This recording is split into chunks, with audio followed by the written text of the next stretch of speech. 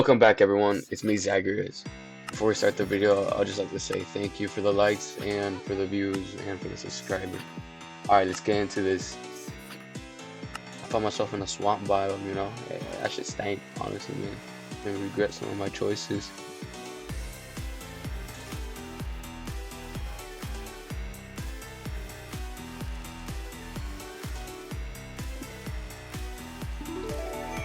Later on, I found a Pokestop.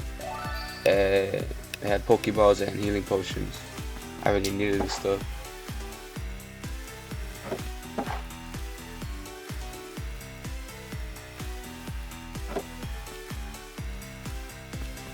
Once the sun rose again, I managed to find a boss. It was a Bellsprout, of course.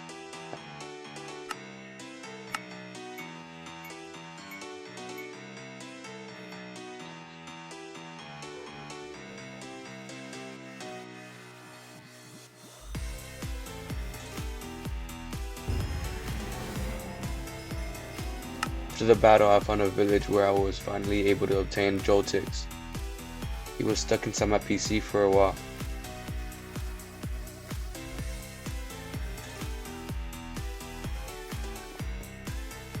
He was at the moment the strongest Pokemon in my team.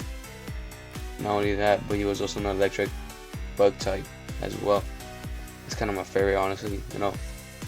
Electric types are my favorite. Also are ghost types. Let me know what your favorite Pokemon is down in the comments. Once I left the village, I found another raid boss. This time it was a Pinko. I thought the name was Pinocchio at first. I can't really read. Anyways, it was an easy challenge for my Joltix.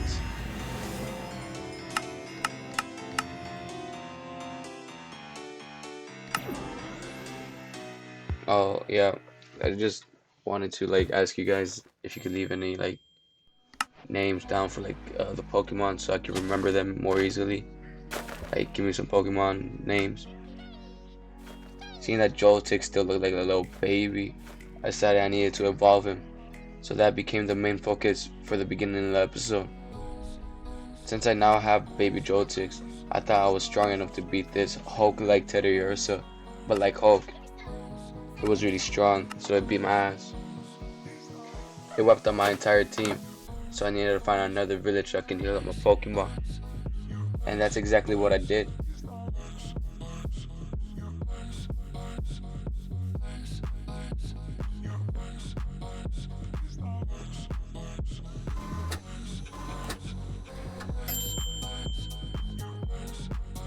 Once my team was already out of the hospital and all that shit, I took baby Joltix and I leveled him up a bit.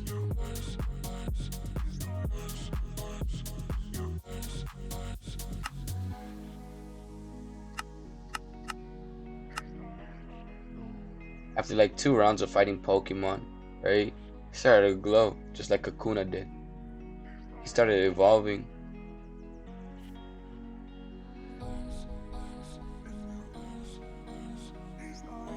After doing some traveling, I found some spiky mountains.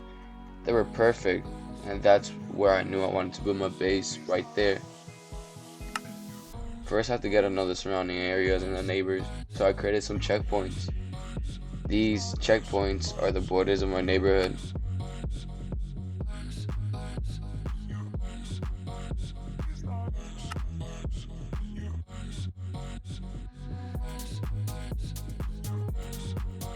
While traveling to the first checkpoints, I found a Nikata.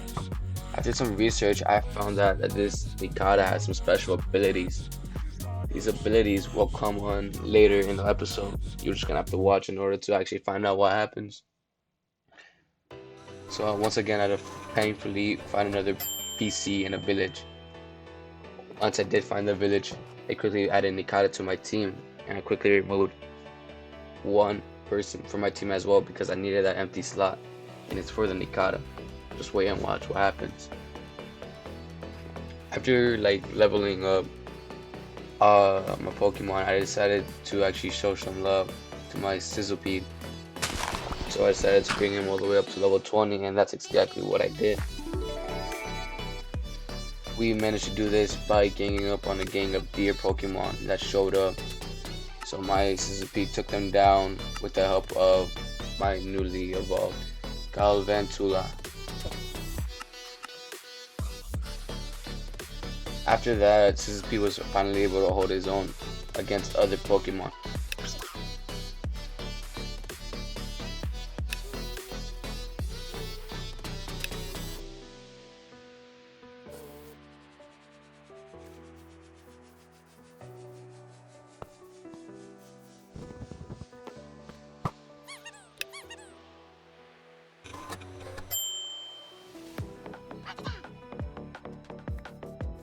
What was most interesting was the fact that Sizzlepede was strong against Snuppet.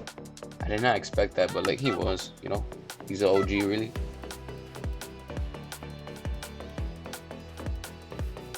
Also, I found another breeding center with some delicious cake. Anything could be fixed with some cake. Now, after fixing our cake, I stumbled on some trouble. There was a level 39 sniper. It obliterated all my strong Pokemon, so the only hope left was Sizzlepede. Now this is his chance to show us how strong he actually got. A level 20 Sizzlepede versus a level 39 Sniper. It was almost a 20 level difference, and he won. I also found Pikachu in the wild. I thought I could use like TM on him so I could learn some electric moves, so I could put on my electric Pokemon. But it didn't really work, so yeah, that kind of sucks.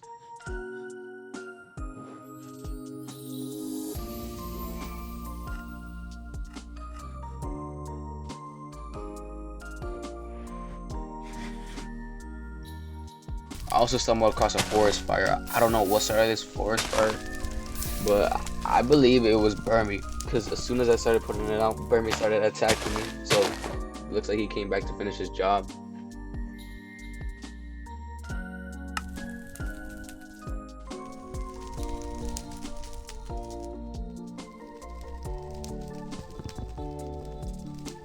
I later found a portal, so I decided to collect some material so I can actually rebuild it.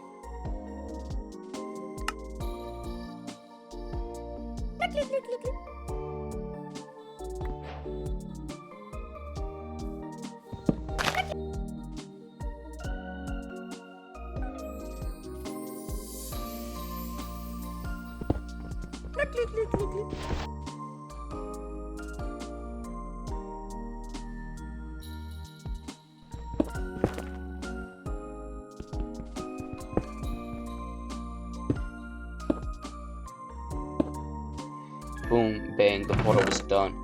Only thing was left is to set it on fire. It was honestly kind of scary going in the portal because I didn't really want to fall in lava and die.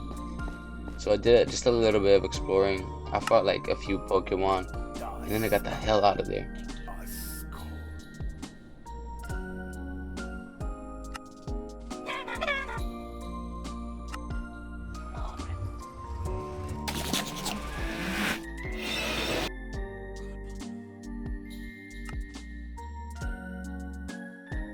After one more battle, Nikata finally evolved. Not only that,